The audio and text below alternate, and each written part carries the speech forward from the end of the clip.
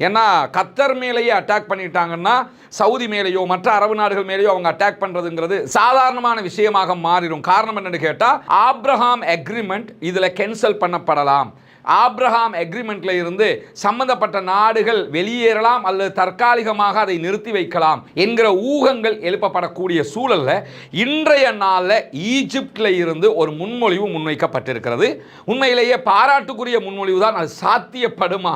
இன்றைக்கு வெளியாகி இருக்கக்கூடிய இன்னும் ஒரு முக்கியமான செய்தி என்னன்னு சொன்னா, உண்மையிலேயே இந்த செய்தியை பார்க்கிறப்ப டொனால்ட் ட்ரம்பையே நெத்தனியாகுனுடைய அரசு தான் கண்ட்ரோல் பண்ணுது என்கிறது நமக்கு தெரியுது. காரணம் என்னன்னு கேட்டா,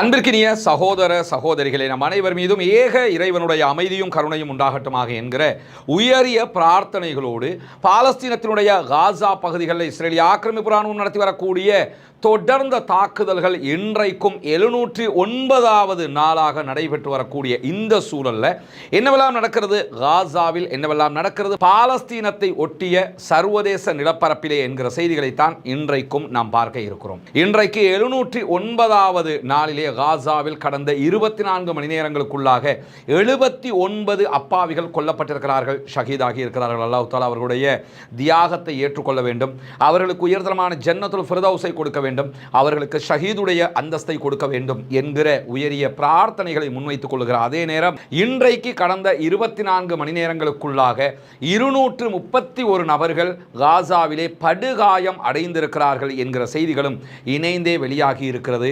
ரொம்ப கவலையை தரக்கூடிய செய்திகளாக ஒவ்வொரு 24 மணி நேரங்களும் காசாவில் கடந்து கொண்டிருக்கக்கூடிய சூழல்ல நமக்கெல்லாம் தெரியும், ஓரிரு நாட்களுக்கு முன்பதாக திடீரென காசாவினுடைய அரசியல் தலைவர்களை இலக்கு வைத்து, பாலஸ்தீன விடுதலை அமைப்பினுடைய பாலிடிக்ஸ் லீடர்களை இலக்கு வைத்து கத்தருடைய தலைநகர் தோஹாவில் இஸ்ரேலிய ஆக்கிரமிப்பு ராணுவம் ஒரு தாக்குதலை நடத்தி இருந்தது. இந்த யுத்தம், காசாவினுடைய யுத்தம் ஆரம்பித்ததில் இருந்து இந்த 709வது நாட்கள் வரைக்கும் உண்டான காலப்பகுதி எடுத்துக்கிட்டீங்கன்னா கிட்டத்தட்ட 6 நாடுகள் மீது ஒரே நேரத்தில் இஸ்ரேல் தாக்குதல்களை நடத்தி இருக்கிறது. 1967களில் 6 அரபு நாடுகள் ஒன்றிணைந்து இஸ்ரேலோடு சண்டையிட்டு தோல்வியை தழுவியிருந்த நேரத்தில் இப்பொழுது 6 அரபு நாடுகள் ஒன்றிணைந்து இஸ்ரேலோட மோதவும் கிடையாது, சண்டையும் கிடையாது. உண்மையிலேயே இஸ்ரேலோடு சண்டையிடக்கூடியது பாலஸ்தீனம் மாத்திரம்தான். இடையிலே ஹிஸ்புல்லாக்கள் இஸ்ரேலுக்கு எதிராக தாக்குதல்களை நடத்தினார்கள். 1 ஆண்டுகள் நீடித்த அந்த யுத்தம் பிற்பாடு ஒரு சமாதான உடன்படிக்கையில் பின்வாங்குதலுக்கு உள்ளாகி இருக்கக்கூடிய சூழல்ல ஒரு 12 நாட்கள் இஸ்ரேலுக்கும் ஈரானுக்கும் இடையிலான பாரிய ஒரு யுத்தம் நடைபெற்று அதில் இஸ்ரேல் பாரிய அழிவுகளை பெற்றுக்கொண்டதை எல்லாம் நம்ம பார்த்திருக்கிறோம். இதை தாண்டி பஷர் அல் அசாதினுடைய வீழ்ச்சிக்கு பிறகு இஸ்ரேல் சிரியா மீதான தாக்குதல்களை நடத்தி இருந்தது. அதைத் தொடர்ந்து பாலஸ்தீனத்துக்கு ஆதரவாக சண்டையிட்டுக் கொண்டிருக்கக்கூடிய யமனுடைய ஹூதிகள் படைப்பிரிவை இலக்கு வைத்ததாக கூறி யமனுக்குள்ளேயும் அப்பாவிகள் மீதான தாக்குதல்களை இஸ்ரேல் நடத்தி வந்த நிலையில தான் கத்தர் மீதான தாக்குதல் நடத்தப்பட்ட அதே தினத்தில் டியூனிஷியாவில் இருந்து புறப்பட்ட ஃப்ரீடம் ஃப்ளோட்டிலாவினுடைய ஒரு கப்பல் மீதும் இஸ்ரேலிய ஆக்கிரமிப்பு ராணுவம் தாக்குதல்களை நடத்தி இருந்தது. இப்படி 6 நாடுகள் மேல இந்த காலப்பகுதிகளுக்குள்ள தாக்குதல் நடத்தி இருக்கக்கூடிய சூழல்ல கத்தர் மீதான இஸ்ரேலுடைய தாக்குதல் அரபு நாடுகளுக்கு ஒரு மிகப்பெரிய அதிர்ச்சியை உண்டாக்கி இருக்கிறது. ஏன்னா கத்தர் மேலேயே அட்டாக் பண்ணிட்டாங்கன்னா சவுதி மேலேயோ மற்ற அரபு நாடுகள் மேலேயோ அவங்க அட்டாக் பண்றதுங்கிறது சாதாரணமான விஷயமாக மாறிடும். காரணம் என்னன்னு கேட்டா, கத்தருக்கும் அமெரிக்காவுக்கும் இடையில இருக்கக்கூடிய அவ்வளவு நட்பு, அந்த நட்பை மீறி இந்த தாக்குதல் நடத்தப்பட்டிருக்கக்கூடிய சூழல்ல நாளைய தினம் இன்ஷா அல்லாஹ் திங்கட்கிழமை கத்தருடைய தலைநகர் தோஹாவிலேயே அரபு இஸ்லாமிய நாடுகளுடைய அவசர உச்சி மாநாடு நடைபெற இருக்கிறது. ஒரு அரபிக் சமிட் ஒன்று நடைபெற இருக்கிறது. இந்த அரபிக் சமிட்ல பேசப்பட வேண்டிய விவகாரங்கள் தொடர்பில் இன்றைக்கு தோஹா கத்தாரில் அரபு இஸ்லாமிய நாடுகளுடைய வெளிவிவகார அமைச்சர்கள், ஃபாரின் மினிஸ்டர்ஸ் அத்தனை பேரும் ஒன்றிணைந்து நாளைக்கு என்ன பேச போறோம்ங்கிறத டிஸ்கஸ் பண்ணி இருக்கிறாங்க. குறிப்பாக கத்தர் மீதான இஸ்ரேலுடைய தாக்குதல்களில் என்ன மாதிரியான இழப்புகள் ஏற்பட்டிருக்கிறது என்கிற தொடர்பான செய்திகள் எல்லாம் அவங்க இன்னைக்கு அலசி இருப்பதாக சொல்லப்படுகிற நிலையில நாளைய தினம்தான் நிஜமான யதார்த்தபூர்வமான மாநாடு நடைபெற இருக்கிறது. இந்த மாநாட்டில் என்னவெல்லாம் பேசப்படலாம், என்னவெல்லாம் நடக்கலாம் என்கிற செய்திகளை அல் ஜசீரா நேற்றைய தினம் ஒரு குறிப்பாக வெளியிட்டிருந்தாங்க. முதன்மையாக டொனால்ட் ட்ரம்ப் ஜனாதிபதியாக முதல் தடவை இருக்கும்போது கொண்டு வரப்பட்ட அரபு நாடுகளுக்கும் இஸ்ரேலுக்கும் இடையிலான தணிக்கை, அதாவது 2 பேருமே ஒப்புக்கொண்ட விட்டுக் கொடுப்புகளுடன் கூடிய ஆப்ரஹாம் அக்ரிமெண்ட் இதில் கேன்சல் பண்ணப்படலாம். ஆப்ரஹாம் அக்ரிமெண்ட்ல இருந்து சம்பந்தப்பட்ட நாடுகள் வெளியேறலாம் அல்லது தற்காலிகமாக அதை நிறுத்தி வைக்கலாம் என்கிற ஊகங்கள் எழுப்பப்படக்கூடிய சூழல்ல இன்றைய நாளில் ஈஜிப்ட்ல இருந்து ஒரு முன்மொழிவு முன்வைக்கப்பட்டிருக்கிறது. உண்மையிலேயே பாராட்டுக்குரிய முன்மொழிவு தான். அது சாத்தியப்படுமா, முன்மொழிவு நடைமுறைக்கு வருமா என்கிற கேள்விகளும் இருக்காது. என்னன்னு கேட்டா, உலகத்தில் மேற்கு நாடுகள் ஒன்றிணைந்து நேட்டோ என்கிற ஒரு ராணுவ படைப்பிரிவை உருவாக்கி வைத்திருக்கிறார். நமக்கு தெரியும், ஈராக்கில் அமெரிக்கா தாக்குதல் நடத்தும் போது நேட்டோ படைகளும் இணைந்துதான் ஈராக்கை தாக்கினார்கள். ஆப்கானிஸ்தானில் தாக்குதல் நடத்தும் போதும் நேட்டோ படைகளும் இணைந்துதான் ஈராக் ஆப்கானிஸ்தான் மீதான தாக்குதல்களை நடத்தினார்கள். இப்படி ஒரு நாடு யுத்தத்தில் குதித்தால் நேட்டோவில் இருக்கக்கூடிய மற்ற நாடுகள் எல்லாமே சண்டைக்கு வர வேண்டும் என்பதுதான் நேட்டோவினுடைய நிபந்தனையாக, குறிக்கோளாக இருக்கிறது. அந்த அடிப்படையில் தான் இப்ப நடக்கக்கூடிய ரஷ்யா உக்ரைன் வாரை நீங்க எடுத்துக்கிட்டீங்கன்னா, உக்ரைன் நேட்டோவில் இராணுவ பிரிவோடு இணைவதற்கான விண்ணப்பத்தை மேற்கொண்டிருந்தது. எங்களை நேட்டோவில் சேர்த்துக்கிறீங்கன்னு சொன்னாங்க. உங்களை நாங்கள் நேட்டோவில் சேர்க்கணுமாக இருந்தால் நீங்கள் அணு ஆயுதமற்ற நாடாக இருக்க வேண்டும் என்கிற ஆலோசனைகள் சொல்லப்பட்ட நிலையில் அவர்கள் சில பல ஆண்டுகளுக்கு முன்பதாகவே அணு ஆயுத பவர் கொண்ட நாடாக இருந்து அது அத்தனையுமே இவங்கள பேச்சக்கட்ட அழிச்சிட்டாங்க. அழிச்சதுக்கு பிறகு எங்களை நேட்டோவில் சேர்த்துக்கிறீங்கன்னு சொன்னாங்க. இவங்க நேட்டோவில் சேர்க்கறதுக்கு முன்பதாக நீ நேட்டோவில் சேர்றதுக்கு விண்ணப்பிச்சல, அதுக்காக வேண்டிய ஒரு நாட்டை நான் கைப்பற்றுறேன் பாருன்னு சொல்லி தற்போதும் உக்ரைன் மேல ரஷ்யா பாரிய ஒரு யுத்தத்தை நடத்தி வருகிறது. ஆனால் இந்த யுத்தத்தில் நேட்டோ நாடுகள் நேரடியாக பங்கு கொள்ளவில்லை. ஏன்னா நேரடியாக பங்கு கொண்டீங்கன்னு சொன்னா உங்க மேலேயும் அடிப்பேன், அட்டாக் பண்ணுவேன் ரஷ்ய அதிபர் விளாடிமிர் புட்டின் கராராகவே சொல்லிக்கிட்டு இருக்கிறாரு. நேட்டோ நாடு நீ எவனாவது உள்ள வந்தீங்க உங்க மேல அட்டாக் பண்ணுவேங்கிறாரு. அதனால அந்த நாடுகள் ஆயுதங்களை கொடுக்குறாங்களே தவிர நேரடியாக நேட்டோ என்கிற வகையில் வரல. பிரான்ஸ் தனியாக கொடுப்பான், இத்தாலி தனியாக கொடுப்பான், இப்படி ஒவ்வொரு நாடும் தனித்தனியாக கொடுப்பாங்க. நேரடியாக ஒட்டுமொத்தமாக நேட்டோன்னு கொடுக்க மாட்டேங்கிறாங்க. இந்த நேட்டோ ராணுவ கூட்டமைப்பில் இருக்கக்கூடிய அரபு இஸ்லாமிய நாடுன்னு பார்த்தீங்கன்னு சொன்னா அது டர்க்கி மாத்திரம் தான் இருக்கிறது. இந்த சூழல்ல தான் அரபு இஸ்லாமிய நாடுகள் நேட்டோவுக்கு நிகரான ஒரு இராணுவ கூட்டமைப்பை உருவாக்குவது, அதுதான் நமக்கு பாதுகாப்பு என்கிற ஒரு ஆலோசனையை ஈஜிப்ட் முன் வச்சிருக்கிறாங்க. நேட்டோ நாடுகளில் யாருக்காவது அடிச்சா எப்படி எல்லா நாடும் ஒன்று தேடி வருமோ, அது மாதிரி இனிமேல் இந்த அரபு நாடுகளில் எவனுக்கு யாராவது அடித்தாலும் நம்ம அத்தனை பேரும் ஒன்றிணைந்து அந்த சம்பந்தப்பட்ட நாட்டோடு சண்டைக்கு போகணும், அது மாதிரி ஒரு இராணுவ கூட்டமைப்பை நாம் அமைப்போம் என்கிற ஒரு முன்மொழிவு முன்வைக்கப்பட்டிருக்கிறது. பொறுத்திருந்து பார்ப்போம் இந்த முன்மொழிவு சாத்தியப்படுமா இல்லையா. முதல்ல நாளைக்கு இந்த முன்மொழிவை மற்ற நாடுகள் ஏற்றுக்கொள்ளுமா இல்லையா என்கிற கேள்விகள் எல்லாம் இருக்கிறது. நாளைய தினம் நடைபெற இருக்கக்கூடிய அரபு இஸ்லாமிய உச்சி மாநாட்டினுடைய தகவல்களை உடனுக்குடன் பெற்றுக்கொள்ளும் விதமாக ரஸ்மின் நியூஸ் மற்றும் ரஸ்மின் டாக்ஸ் ஆகிய நம்முடைய 2 சேனல்களையும் சப்ஸ்கிரைப் செய்யாத சகோதரர்கள் சப்ஸ்கிரைப் செய்து இணைந்து கொள்ளுங்கள். உண்மை செய்தியை உடனுக்குடன் நீங்கள் பெற்றுக்கொள்வதற்கு அது வாய்ப்பாக இருக்கிற அதே நேரம் நம்முடைய ரஸ்மின் MISC என்கிற வாட்ஸ்அப் சேனல், டெலிகிராம் சேனல் ஆகியவற்றிலும் இனியாதவர்கள் இணைந்து கொள்ளுகிற சந்தர்ப்பத்தில் மேலதிகமான செய்திகளையும் அந்த சேனல்கள் ஊடாகவும் நீங்கள் பெற்றுக்கொள்ள முடியும் என்கிற தகவல்களோடு இன்றைக்கு வெளியாகி இருக்கக்கூடிய இன்னும் ஒரு முக்கியமான செய்தி என்னன்னு சொன்னா, இஸ்ரேலிய ஆக்கிரமிப்பு ராணுவத்தில் இந்த யுத்தம் ஆரம்பிக்கப்பட்டதிலிருந்து கடந்த 709 நாட்களுக்குள்ளாக எத்தனை பேர் படுகாயம் அடைந்திருக்கிறார்கள் என்கிற ஒரு அறிக்கை இன்றைக்கு வெளியாகி இருக்கிறது. அந்த அறிக்கையை பொறுத்தவரையில் 20,000 இஸ்ரேலிய சோல்ஜர்ஸ் இந்த யுத்தத்தில் காயம் அடைந்திருக்கிறார்கள் என்று அந்த அறிக்கை சொல்கிறது. முதல்ல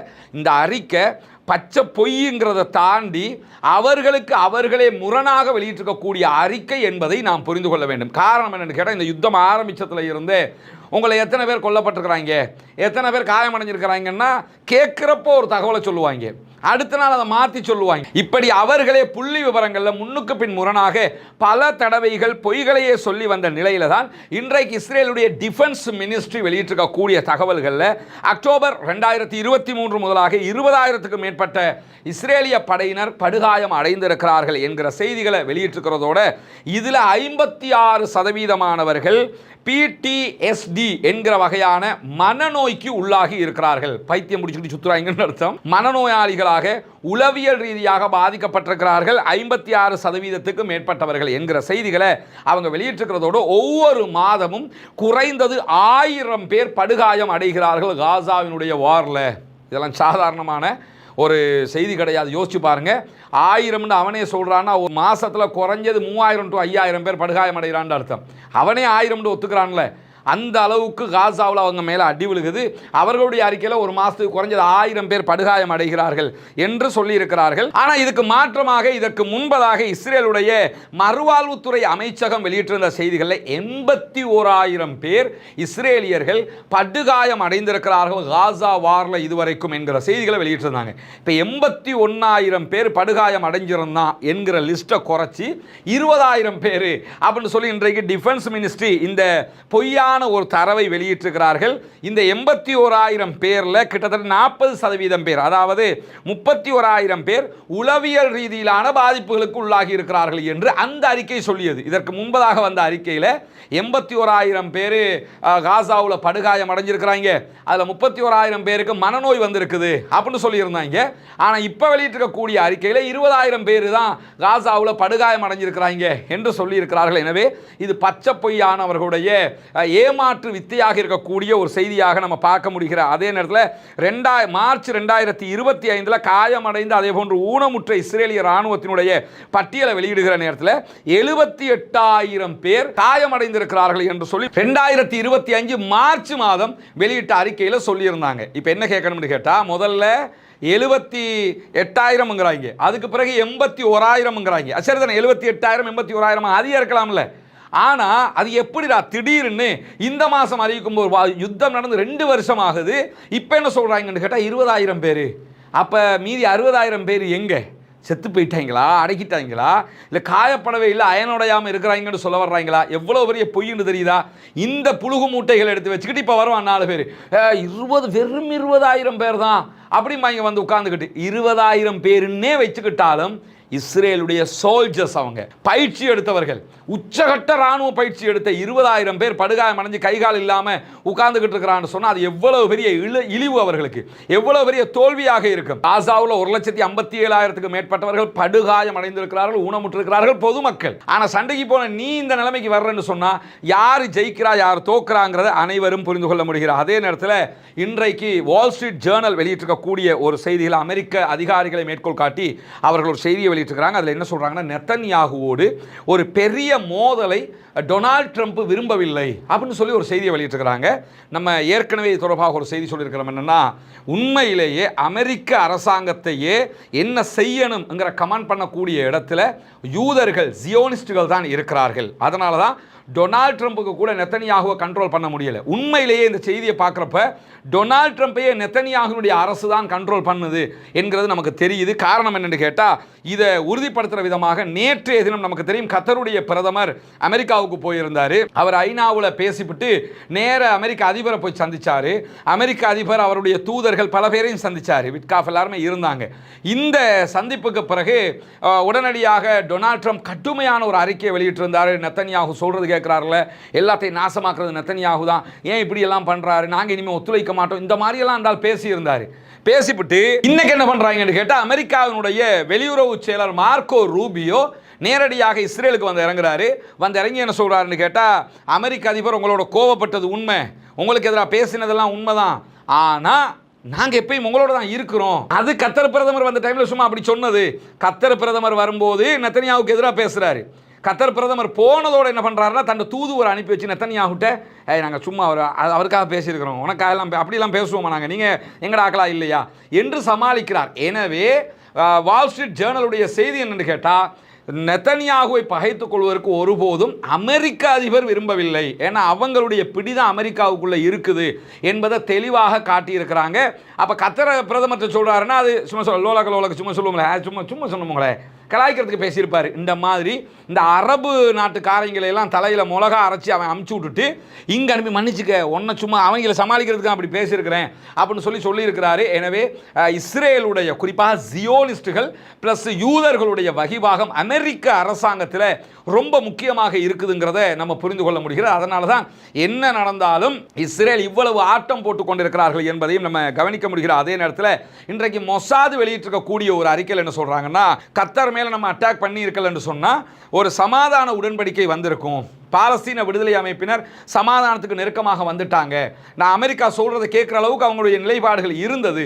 ஆனால் உடனடியாக ஒரு தாக்குதல் நடத்தி அதை நாசமாக்கினது நம்முடைய பிரதமர் தான் என்று சொல்லி பிரதமருக்கு எதிராக இஸ்ரேலுடைய உளவு பிரிவாக இருக்கிற வெளிநாட்டு உளவு பிரிவாக இருக்கக்கூடிய மொசாதே இன்றைக்கு அறிவித்தல் விடுத்திருக்கக்கூடிய சூழல்ல இஸ்ரேலுடைய முன்னாள் பிரதமர்களில் ஒருவராக இருக்கக்கூடிய பராக் அவங்க இன்றைக்கு ஒரு அறிக்கையை வெளியிட்டிருக்கிறார். அதில் அவர் என்ன சொல்றாருன்னா, கிதியோன் 2 என்கிற இஸ்ரேலுடைய காசா மீதான இந்த இரண்டாம் கட்ட தாக்குதல் என்பது பாலஸ்தீன விடுதலை அமைப்பை அழிக்கக்கூடிய ஒன்று அல்ல. நீங்க பாலஸ்தீன விடுதலை அமைப்பை அழிக்கணும்னு நினைச்சீங்கன்னா அது நடக்க போற விஷயம் கிடையாது.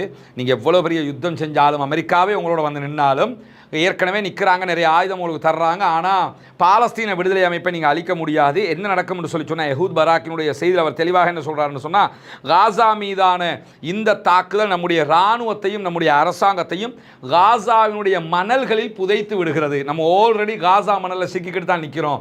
நம்ம ஜெயிக்கிற மாதிரி தெரியும், அந்த நாட்டுக்கு அடிக்கிறிய, இந்த நாட்டுக்கு அடிக்கிறிய, இதெல்லாம் நீங்கள் என்னமோ கிழிக்கிற மாதிரி உங்களுக்கு தெரியும்.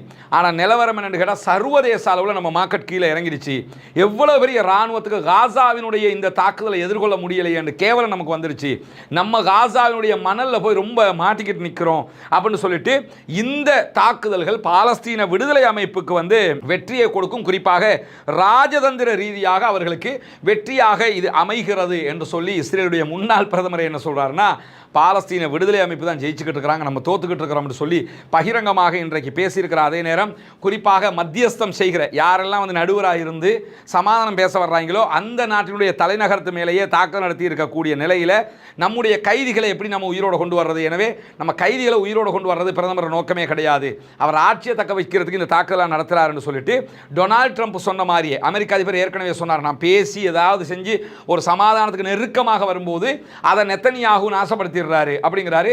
நெத்தனியாகு இப்படி செய்வதை டொனால்ட் ட்ரம்பால் தடுக்க முடியாமலும் இருக்கிறது என்பதை நம்ம ஏற்கனவே சொன்ன செய்திகளையும் புரிந்து கொண்டிருக்கக்கூடிய சூழல்ல தான் இன்றைய தினமும் பாலஸ்தீனத்திற்கு ஆதரவான யெமனுடைய ஹூத்திகளுடைய படைப்பிரிவு இஸ்ரேலுடைய வாதி அரஃபா என்கிற பாலஸ்தீனம் ஆக்கிரமிக்கப்பட்ட பாலஸ்தீனத்தினுடைய பகுதிகள் மீது தாக்குதல்களை நடத்தி இருக்கிறார்கள்.